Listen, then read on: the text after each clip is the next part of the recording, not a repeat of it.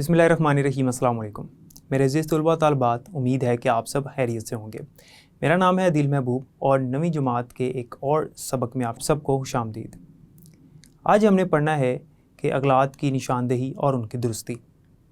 जब हमारे एल्गोरिथम में वेरिफिकेशन के बाद गलतियाँ आ जाती हैं, हमारा एल्गोरिथम फ़ेल हो जाता है, तो फिर उसमें गलतियों की निशानदेही कैसे की जाती है, उनको गलतियों को तलाश कैसे किया जाता है और उनको दुरुस्त कैसे किया जाता है, वो आज हम पढ़ेंगे। इसके अलावा हम देखेंगे कि नादुरुस्त डाटा जो होता है उसके ज़रिए से, यानी उसको इस्तेमाल करते हुए हम किस तरह से टेस्टिंग करते हैं और किस तरह से अपने एल्गोरिथम को चेक करते हैं। इसके अलावा ट्रेस टेबल के ज़रिए से हम गलतियों की निशानदेही करने की कोशिश करेंगे और आपको ट्रेस टेबल की भी समझ आ जाएगी इंशाल्लाह। तो चलते हैं लेक्चर की तरफ। मेरे अज़ीज़ तलबा तालिबात, जैसे कि आपको पता है कि हमने टेस्ट डाटा के बारे में पढ़ा, उसके बाद हमने वेरिफिकेशन और वैलिडेशन के बारे में पढ़ लिया। इससे पिछले लेक्चर में हमने ये देखा कि टेस्टिंग की क्या अहमियत है। और याद रखें कि जब हम टेस्टिंग करते हैं तो उसमें जो टेस्ट डाटा होता है उसकी मुख्तलिफ़ इक़साम होती हैं। हर तरह का डाटा देकर हम ये चेक करते हैं कि आया हमारा जो एल्गोरिथम है वो बिल्कुल दुरुस्त है या नहीं है। जब टेस्टिंग के बाद कुछ गलतियाँ उसके अंदर निकल आएँ तो उन गलतियों की निशानदेही करना बहुत ज़रूरी होता है। गलतियाँ कौन कौन सी हैं और गलतियाँ हैं क्या, उनको सही कैसे करना है, उनको दुरुस्त कैसे करना है, वो आज हम पढ़ने वाले हैं। तो हमारा जो मौजू है वो है अगलात की निशानदेही और दुरुस्ती। यानी जो गलतियाँ आ गई हैं, अब टेस्टिंग के बाद हमें पता चला कि इसमें गलतियाँ हैं, अब उनकी निशानदेही कैसे होगी, कैसे हम उनको तलाश करेंगे कि इस पूरे एल्गोरिथम में गलती कहाँ पर है, एक है या ज़्यादा है, लेकिन ये गलतियाँ हैं कहाँ पर, और उनको दुरुस्त भी करने की कोशिश करेंगे ताकि हमारा जो एल्गोरिथम है वो सही हो जाए और उसकी क्वालिटी भी बेहतर हो जाए। यहाँ पर वो कहता है कि अगर एक एल्गोरिथम वेरिफिकेशन के दौरान फ़ेल हो जाए, यानी वेरिफिकेशन कर रहे थे लेकिन वेरिफिकेशन के दौरान हमें पता चला कि ये एल्गोरिथम जो है वो हमें दुरुस्त जवाब नहीं दे रहा, जो हम चाह रहे हैं वो जवाब नहीं दे रहा, अगर फ़ेल हो जाए तो इसके फ़ेल होने के पीछे अनासिर का पता लगाना बहुत ज़रूरी होता है। इसके पीछे अनासिर कौन से हैं जिनकी वजह से ये फ़ेल हुआ, यानी गलतियाँ कहाँ पर आ गई हैं जिनकी वजह से ये फ़ेल हो चुका है, ताकि इन्हें दुरुस्त किया जा सके। और गलतियाँ ढूंढने का मकसद ये है कि हम उसको दुरुस्त कर सकें उस गलती को, या एक से ज़्यादा जितनी भी गलतियाँ हैं। बाज़ औक़ात गलती लॉजिकल होती है, जिसका मतलब ये है कि आपका एल्गोरिथम काम कर रहा है मगर मतलूबा नताइज नहीं दे रहा। यानी कि कई दफ़ा ये होता है कि गलती जो है वो लॉजिकल गलती होती है, आपका एल्गोरिथम जो है वो जवाब दे रहा है, कोई काम कर रहा है, लेकिन मतलूबा नताइज नहीं दे रहा, यानी जो आपको चाहिए वो जवाब नहीं दे रहा। कोई ना कोई जवाब ज़रूर दे रहा है, उसको हल भी कर रहा है, लेकिन जो हमें जवाब चाहिए वो नहीं दे रहा। इसे कहते हैं लॉजिकल गलती, या इसको अंग्रेज़ी में लॉजिकल एरर भी कहते हैं, एरर गलती को कहते हैं। तो अगर आपने एक एल्गोरिथम बनाया और आपने एल्गोरिथम को टेस्ट किया और टेस्टिंग के बाद आपको पता चला कि आपका एल्गोरिथम चल रहा है, जवाब भी दे रहा है, लेकिन जवाब दुरुस्त नहीं है, तो ये लॉजिकल गलती होगी। इसके लिए एक मिसाल यहाँ पर मौजूद है। इसी बात को, लॉजिकल गलती को हम मिसाल से समझेंगे और देखेंगे कि कई दफ़ा जब एल्गोरिथम में लॉजिकल गलती आ जाती है तो हम उसको कैसे तलाश करते हैं, उसकी निशानदेही कैसे करते हैं और उसको दुरुस्त कैसे करते हैं। तो हमने सबसे पहले एक एल्गोरिथम यहाँ पर समझना है, फिर आपको समझ आएगी कि इस एल्गोरिथम के मुताबिक हमने गलती कहाँ पर देखनी है। इसको ध्यान से समझिएगा, क्योंकि इसके बाद हमने एक ट्रेस टेबल करना है, तो उसी के मुताबिक आपको फिर गलती तलाश करना भी आ जाएगी। मरहला एक, एल्गोरिथम का आगाज़ हुआ। एल्गोरिथम है किस चीज़ का? एल्गोरिथम ये है कि आपकी क्लास में जितने भी खिलाड़ी हैं, बास्केटबॉल के जितने खिलाड़ी हैं, उनमें से आपने वो खिलाड़ी चुनने हैं जो कि एक ख़ास शर्त को पूरा कर रहे हैं, और वो शर्त ये है कि जो उनकी ऊंचाई है, यानी उनकी जो हाइट है, वो 143 से लेकर 164 के दरमियान होनी चाहिए।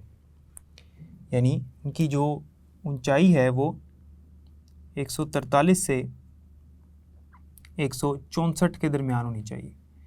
143 से कम हाइट वाला जो तालिब इल्म है उसको नहीं चुनना बास्केटबॉल के खिलाड़ी के तौर पे, और 164 से ज़्यादा जिसकी लंबाई है या ऊंचाई है उसको भी नहीं चुनना। तो हाइट जो है उसका मतलब ऊंचाई या लंबाई होता है।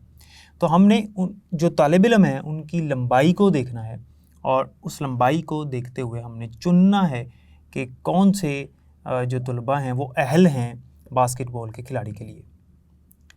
यहाँ पर उसने जो हमें शर्त बताई है वो ये है कि 143 से 164 के दरमियान इनकी जो हाइट है वो होनी चाहिए। तो उसके लिए एक एल्गोरिथम यहाँ पर बनाया और एल्गोरिथम ये है कि मरहला नंबर 1 में उसी तरह से हमेशा की तरह हमने इसका आगाज़ किया। मरहला नंबर 2 में एक यहाँ पर मुतगैर लिया काउंट के नाम से, एक मुतगैर है काउंट। काउंट को 0 के बराबर रखें। काउंट की कीमत क्या कर दी? 0 कर दी, 0 कर दी। हम क्या करेंगे कि जैसे ही कोई खिलाड़ी या कोई तालिब इल्म हम चुन लेंगे तो काउंट में 1 का इजाफा कर देंगे, काउंट में 1 जमा कर देंगे। तो शुरू में कोई खिलाड़ी नहीं चुना तो काउंट की कीमत 0 है। जब कोई खिलाड़ी चुन लेंगे तो इसमें जमा 1 कर देंगे, 1 हो जाएगा। फिर कोई खिलाड़ी चुनेंगे तो इसमें जमा 1 कर देंगे और आखिर में काउंट की जो कीमत है उतने खिलाड़ी हमने चुने होंगे। काउंट का मकसद ही है। उम्मीद है कि इतनी समझ आई होगी कि काउंट क्या है। मरहला नंबर 3, मरहला 3 में क्या है कि आल हाइट को, एक और मुतगैर है आल हाइट के नाम से। आल हाइट को 143, 160 यहाँ पर कुछ जो तालिब इल्म है उनकी जो लंबाई है वो लिखी हुई है, इनके बराबर रखें। यानी आल हाइट को इनके बराबर रख लिया, ठीक है। 143, 160, 166, 144, 164, 155, 140 और 154। मरहला नंबर 4 में क्या किया कि आल हाइट जब मौजूद हर हाइट के लिए, यानी आल हाइट जो है उसमें मौजूद जितनी हाइट हैं एक एक करके उनको हम देखते जाएंगे, टेस्ट करते जाएंगे और उनमें से चुनते जाएंगे वो तालिब इल्म जिनकी हाइट यानी लंबाई या ऊंचाई इसके दरमियान है। मरहला नंबर 5, अगर हाइट बड़ी हो 144 से और छोटी या बराबर हो 164 के तो काउंट में 1 जमा कर दें। यहाँ पर जो हाइट है वो 144 है। जिसने सवाल दिया हुआ है उसमें 144 जो है वो हाइट आपने चुन लेनी है।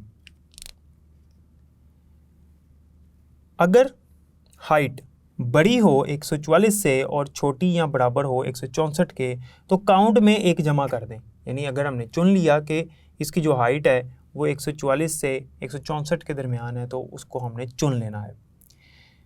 जब उसको चुन लिया तो हमने काउंट की जो कीमत है उसमें जमा 1 कर दिया। और मरहला नंबर 7 में हमने क्या किया, काउंट को स्क्रीन पर ज़ाहिर करें। काउंट को हमने स्क्रीन पर ज़ाहिर कर दिया, जो काउंट की कीमत है वो ज़ाहिर कर दिया। उसके बाद मरहला नंबर 8 में हमने इसको इख्तिताम इसका कर दिया। अब ये हमने एल्गोरिथम लिख तो लिया, हमने इस एल्गोरिथम के मुताबिक ये देखना है कि हमारे पास जो तालिब इल्म हैं, जो तलबा हैं जिनमें से हमने बास्केटबॉल के जो खिलाड़ी हैं उनको चुनना है, क्या हमने उन सबको चुन लिया जो कि अहल थे। उसके लिए जब हमारे पास यहाँ पर ना एक एल्गोरिथम के अंदर एक लॉजिकल गलती, जब हमारे पास लॉजिकल गलती हो तो हम ट्रेस टेबल का इस्तेमाल करते हैं ताकि उस गलती की निशानदेही हो सके। ट्रेस टेबल जो है वो किस तरह का होता है अभी आपको समझ आ जाएगी। पहले मैं आपको बताता हूँ कि यहाँ पर गलती क्या है। यहाँ पर है कि अगर हाइट बड़ी हो 144 से और छोटी या बराबर हो 164 के, तो यहाँ पे भी होना चाहिए था कि हाइट बड़ी या बराबर हो 144 के। यानी ये अगर आप अंग्रेज़ी में इसका एल्गोरिथम देखें तो जो कि आपको यहाँ नज़र आ रहा है, अंग्रेज़ी में उसने एक निशान लगाया हुआ है ये वाला, तो इसकी जगह आना था ग्रेटर इक्वल टू, यानी इसके बड़ी हो या बराबर भी हो। तो ये एक लॉजिकल गलती है। इस सूरत हाल में ये वाला जो तालिब इल्म है 144 वाला, ये नहीं चुना जाएगा क्योंकि बड़ी कहा हुआ तो 144 से बड़ी कीमत नहीं है 144, तो वो उसको छोड़ देगा। यहाँ पे गलती है, लेकिन इसको पकड़ने के लिए, इस गलती को तलाश करने के लिए, निशानदेही करने के लिए हम ट्रेस टेबल का इस्तेमाल करते हैं। ट्रेस टेबल को कैसे बनाया जाता है, बहुत आसान तरीकाकार है कि आपके पास जो कॉलम है, इन कॉलम में आपने पहले कॉलम में आपने स्टेप लिखने होते हैं, जो आपके पास मराहिल हैं, एक एक करके आप उनसे गुजरते हैं। उसके बाद आपने जितने भी मुतग़य्यरात हैं उनके नाम लिखने होते हैं। जिस स्टेप में यानी जिस मरहले में किसी मुतग़य्यर की कीमत बदल जाती है या उसको दी जाती है, वो हमने यहाँ पर लिख लेना होता है। अब सबसे पहले तो आप देखें हमारे पास एक कॉलम है जिसमें स्टेप लिखे हुए हैं। उसके बाद हमारे पास काउंट है, काउंट का मुतग़य्यर है। उसके बाद आल हाइट का मुतग़य्यर है और उसके बाद फिर हाइट का मुतग़य्यर आ गया। अब यहाँ पर देखें स्टेप 1 में हमने क्या किया, स्टार्ट किया यानी आगाज़ किया। तो स्टेप 1 में किसी मुतग़य्यर को कोई वैल्यू नहीं दी हुई क्योंकि अभी कोई वैल्यू आई नहीं है। मरहला नंबर 2 स्टेप 2 में हमने क्या किया कि काउंट जो है उसको 0 के बराबर रख लिया। तो देखें काउंट की कीमत 0 है, 0 है, बाकी जो आल हाइट और हाइट में भी कुछ भी नहीं। मरहला नंबर 3 में आल हाइट को ये कीमत दे दी गई। आल हाइट में हमारे पास तमाम तालिब इल्म की जो हाइट है, जो लंबाई है, ऊंचाई है, वो सारी यहाँ पर लिख दी गई। उसके बाद मरहला नंबर 4 यानी स्टेप 4 आया। उसके अंदर आपने एक एक करके हाइट को लेते जाना है। तो स्टेप 4 में हाइट की जो पहली कीमत है, जो पहला तालिब इल्म आया और उसकी जो हाइट है वो क्या है, 143। अब इसको यहाँ पे चेक किया गया, इसको टेस्ट किया गया कि अगर हाइट मरहला नंबर 5 में देखें, अगर हाइट बड़ी हो 144 से और छोटी या बराबर हो 164 के, तो काउंट में एक जमा कर दें। तो मुझे बताएं कि 143 जो है वो क्या बड़ा है 144 से? बिल्कुल भी नहीं है, तो उससे छोटा है। और क्या 164 जो है इससे छोटा या बराबर है? इससे छोटा तो है, लेकिन ये वाली जो शर्त है ये पूरी नहीं हो रही। इसके दरमियान होना चाहिए। इससे छोटा लेकिन इससे बड़ा नहीं है, तो इसको नहीं चुना जाएगा। काउंट की जो कीमत है उसमें एक का इजाफा नहीं हुआ, क्योंकि अगर ऐसा होता है तो फिर काउंट में हमने इजाफा करना है, काउंट में एक जमा कर दें। काउंट में जमा नहीं करना, काउंट की जो कीमत है वो 0 ही है अभी। दोबारा मरहला नंबर 4 में आके अगली जो कीमत है, जो अगली हाइट है, जो अगला तालिब इल्म है, उसको टेस्ट किया जाएगा, उसकी हाइट देखी जाएगी। और अगली जो हाइट आई है हमारे पास वो है 160। तो आप देख सकते हैं कि अब हाइट की जो कीमत है वो 160 हो गई है। फिर मरहला नंबर 5 में आए यानी स्टेप 5 में आए और फिर टेस्ट किया कि क्या 160 जो है वो 144 और 164 के दरमियान है, बिल्कुल है। तो काउंट में क्या कर देंगे, एक जमा कर देंगे। तो काउंट की जो कीमत है वो अब 1 हो चुकी है, यानी ये वाला जो तालिब इल्म है इसको चुन लिया गया। तो एक तालिब इल्म चुना गया तो काउंट की कीमत 1 हो गई, काउंट में एक इजाफा कर दिया। उसके बाद फिर मरहला नंबर 4 पे आएंगे, यानी 4-5 करते रहेंगे जब तक ये सारी जो हाइट्स हैं, यानी जितनी भी लंबाई हैं, जितने तालिब इल्म की, वो सब नहीं गुजर जाते, सबको टेस्ट नहीं कर लिया जाता। उसके बाद 166, आप देख सकते हैं कि हाइट की कीमत 166 हो गई।